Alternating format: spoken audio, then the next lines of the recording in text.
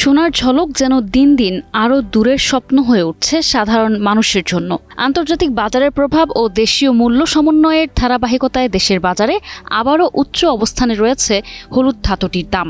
মঙ্গলবারও 22 ক্যারেটের 1 ভরি সোনা বিক্রি হচ্ছে 2,38,121 টাকায়, যা ক্রেতাদের কাছে সোনাকে আরও বেশি বিলাসিতার প্রতীকে পরিণত করেছে।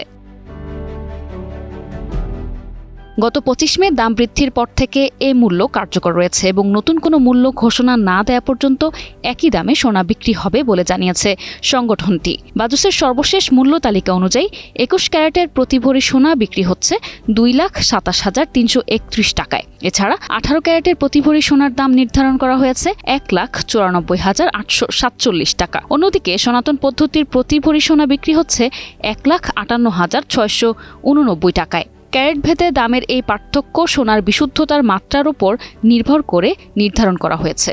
সংশ্লিষ্টরা বলছেন, আন্তর্জাতিক বাজারে সোনার দামের ওঠানামা, ডলার বিনিময় হার এবং আমদানি সংক্রান্ত ব্যয় দেশের বাজারে মূল্য নির্ধারণে গুরুত্বপূর্ণ ভূমিকা রাখে। ফলে নতুন কোনো মূল্য সমন্বয়ের ঘোষণা না আসা পর্যন্ত বর্তমান দরেই দেশের জুয়েলারি বাজারে সোনা কেনা বেচা চলবে।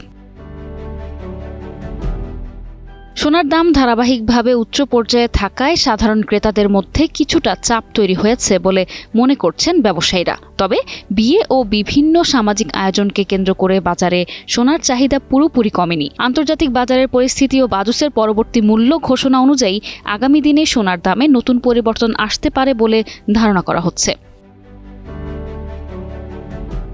ডেস্ক রিপোর্ট, ভোরের ডাক।